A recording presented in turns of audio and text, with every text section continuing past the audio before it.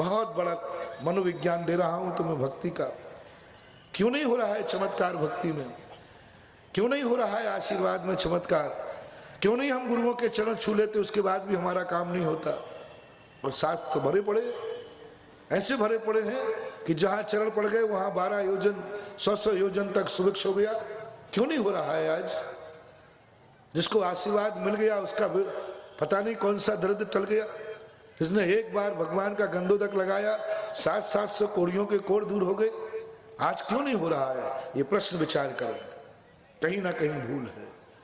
हम महाराज की भाषा में बोल रहे हैं, हम महाराज की भाषा में भक्ति कर रहे हैं, हम भगवान की भाषा में भक्ति कर रहे हैं। भगवान खुद कह रहे थे कि मैं अपने लिए बनाऊं, तो तुमने कहना चालू कर दिया, बोले भगवान किस लिए बने?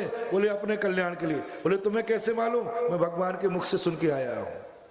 हो गया, खत्म। भक्ति अब हो ही नहीं सकेगी, अब कोई चमत्कार नहीं होगा, क्योंकि तुम्हें उनके प्रति उपकार भाव आएगी। अब उपकार भाव आएगा नहीं, भक्ति प्रकट नहीं। मैंने खुद महाराज के मुख से सुना है कि महाराज अपने पापों के क्षय के लिए, मोक्ष जाने के लिए महाराज बने हैं।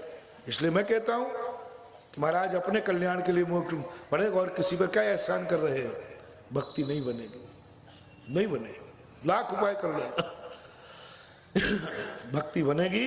अब देखना, महाराज हमारे लिए महाराज बने हैं, तो महाराज की भाषा मत बोलना, महाराज की भाषा नहीं बोलना जो आप लोग बोलते हैं सामान्य रूप से। कई पंडित और कई लोग बोलते हैं आदिनाथ को अंतराय क्यों आया? सभी लोग यही कहते हैं ना कि आदिनाथ को अंतराय क्यों आया? उनके 6 महीने का अंतराय कर्म बंद था, उन्होंने 6 महीने तक मुसीका बांध दिया था, इसलिए उन्होंने ऐसे कर्म करे, इसलिए आए। ध्यान रखना भैया, ऐसे कर्म बने, मुस्का बांध दिया था, बैल को खाने नहीं दिया था, 6 घड़ी कितने 6 महीने तक अंतराय का उदय आया, इसलिए उनके ऐसे कर्म के उदय आए। ध्यान रखना, ऐसा बोलते समय आपको बहुत बड़ा अशुभ कर्म का बंध होता है, बहुत बड़े पाप कर्म का बंध होता है। ये भाषा ऋषभदेव की है। तुम्हारी भाषा क्या होना चाहिए? नहीं महाराज, ऋषभदेव के कहां कर्म के उदय? वे तो जन्मों जन्मांतरों के पुण्यात्मा, पापी तो हम लोग थे, हम लोग के अनांतराय कर्म का उदय था जो हम नहीं दे पाए। बात ज्यादा गड़बड़ नहीं है, हम पापी थे, हमारे दानांतराय कर्म का उदय था, उनके लाभांतराय का नहीं। अरे वे तो महान है, उन्होंने कौन से पाप करे? वे तो जन्म जन्म के पुण्यात्मा जीव है। नहीं नहीं, हम तो नहीं स्वीकार करेंगे, हमें तो ये मंजूर नहीं है कि ऋषभदेव के पाप कर्म का उदय है। हमें तो मंजूर है कि हम सब पापियों के पाप कर्म का उदय है, जो हमें भगवान की नवदा भक्ति करना हम भूल गए। आप बोलो ऋषभदेव को 6 महीने आहार नहीं मिला, आपकी भाषा क्या होगी? हमारे दानांतराय कर्म का उदय था। इससे असंख्यात गुणी निर्जरा होती है, इससे असंख्यात गुणी अनंत गुणी विशुद्धि बढ़ती है, इससे तुम्हारा बहुमान बढ़ता है, इससे तुम्हारे दानांतराय कर्म का। सिद्ध परमेष्ठी को भी भक्त कह रहा है, आप सिद्ध अपने लिए नहीं बने हैं, सिद्ध मेरे लिए बने हैं, तभी तो अपने आप का नाम देता हूं। काम मेरे होते हैं, नाम आपका होता है। मेरे लिए सिद्ध बने, अरहंत भी बने आप। ये समोषण की रचना किसके लिए? हमारे लिए। आपको क्या जरूरत थी समोषण की? ये हमारे लिए रचना हुई है, हमारे लिए सारा वैभव है। आपकी दिव्य धुनी खिली किसके लिए? ये आपका अतिशय नहीं है भगवान। आपका अतिशय होता तो आपको 66 दिन पहले केवल ज्ञान हो गया था, क्यों नहीं बोला? आपकी जो दिव्य धुनी खिली, ये हम पुण्यात्मा जीवों के भाग्य रूपी अतिशय से खिली है। भगवान के सारे अतिशय अपन अपहरण कर लो आज, भगवान की सारी साधना अपने खाते जमा कर लो आज। जो कुछ भी तुम्हारे भगवान ने किया, जो कुछ भी तुम्हारे गुरु ने किया, जो भी तुम्हारे नमोकार मंत्र ने किया, वो सब किसका है? अपना। लेकिन देख लिया वसीयत किसकी मिलती है? कुटुंबी को। पहले ये तो बताओ कि तुम उनके कुटुंबी हो कि नहीं। यदि कुटुंबी हो तो तुम यह कहने का अधिकारी हो। इस प्रकार का मंदिर में जाकर के ऐसे भाव करो, ओहो भगवान आप मेरे लिए बोले। जिनवाणी उठाओ कुंद कुंद भगवान आदि को, पहले तो बहुमान से भर जाओ। भगवान आप मेरे लिए गर्दन टेढ़ी कर ली आपने, मेरे लिए आपने ये ग्रंथ लिखे, आपको क्या जरूरत पड़ी थी? आप तो ध्यान में बैठ जाते। ओहो, जब इन पूज्य आचार्यों का उपकार देखता हूं, मेरे लिए, हम लोगों के लिए इतने शास्त्र लिखते फिर ताड़ पत्रों के ऊपर, इतना विकल्प करते हम लोगों के ऊपर, इससे सिद्ध है कि हे भगवान, आपको हम लोगों से कितना राग है कि आप सामायिक छोड़ करके, साधना छोड़ करके, शुद्ध छोड़ के स्वरूप में आ गए हम लोगों के लिए। यदि ऐसे बहुमान के साथ हम ग्रंथ को खोलेंगे, ओहो, ऐसा आनंद बहुमान जागेगा कि वो बहुमान हमारे जीवन का कल्याण कर देगा। पढ़ने में उतना कर्मों की निर्जरा नहीं है जितना जिससे अपन को मिल रहा है उसका ज्ञान। और मानतुंगाचार्य महाराज ने पहले उनकी महिमा बताई, महिमा मंडित किया कि कैसे हैं जो को देवता भी नमस्कार करते हैं, जिनके देवताओं की मणियां भी उज्जवलित हो जाती हैं, और जिनके चरण जहां पड़ जाते हैं वहां समस्त पाप रूपी अंधकार दूर हो जाता है और पतितों के लिए आलम्बन। इस काव्य का तुम्हें प्रसाद दे दूं, इस काव्य की तुम्हें शक्ति दे दूं, इस काव्य की तुम्हें शक्ति बता दूं।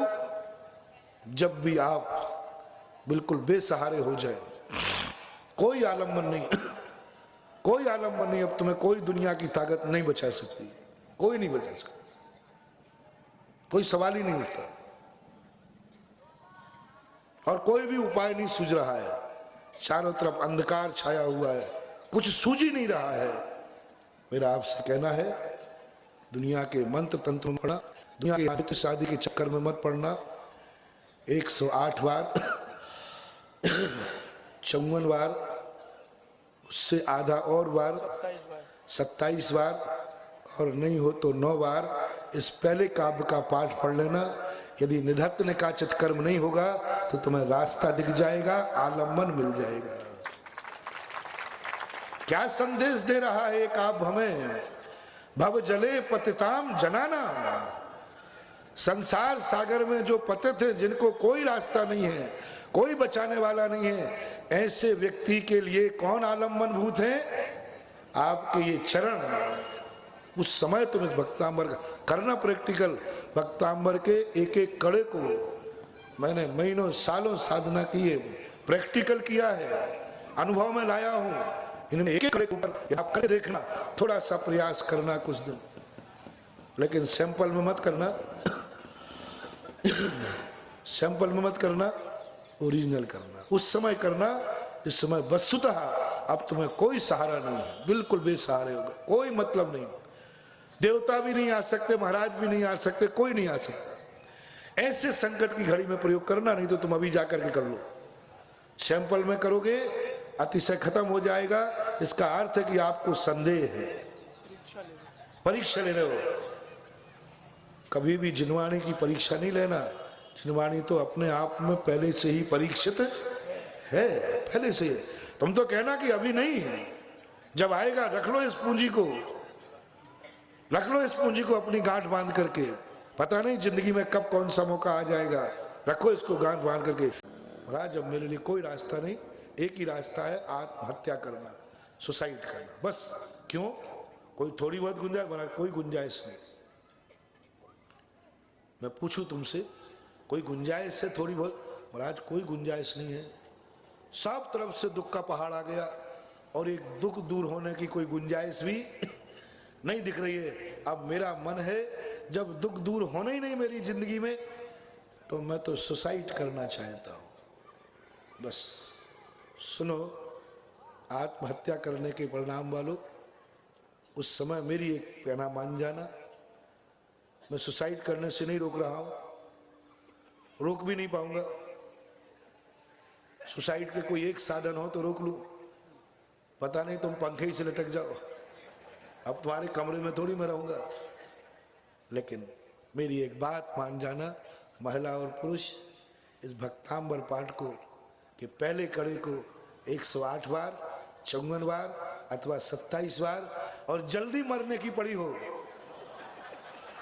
हाँ, कई लोग लेट हो रहे हो, क्या पता, कहीं क्योंकि जिंदगी जिंदगी बहुत फास्ट है ना, यदि बहुत जल्दी हो तो इतना तो मेरा आदेश ही मान लेना, इस कड़े को 9 बार पढ़ लेना। मुझे विश्वास है कि वो फांसी का फंदा कट जाएगा और तुम्हें रास्ता दिख जाएगा, आलमबंद दिख जाएगा। जो तुम्हें कोई आलम्बन नहीं था वो तुम्हें सारा तुम्हारे सामने आ जाएगा। क्यों मर रहे हो? मैं तो हूं। कोई आ जाएगा, क्यों मर रहे हो, क्या बात? मैं तो हूं। क्यों मर रहे हो, क्या बात है? बोले सारे डॉक्टरों ने मना कर दिया, कोई उपाय नहीं, इसको 9 बार पढ़ना, देखना कोई वैद्य आ जाएगा। चिंता क्यों कर रहे हो? मैं तो हूं, इसकी दवाई मेरे पास। क्यों घबरा रहे हो? मैं तुम्हारे साथ हूं, आपको आलम्बन मिल जाएगा। लेकिन ध्यान शर्त रखना, श्रद्धा से करना, उसी समय करना जब बिल्कुल आलम्बन समाप्त हो जाए। यदवा तदवा इसका प्रयोग मत करना।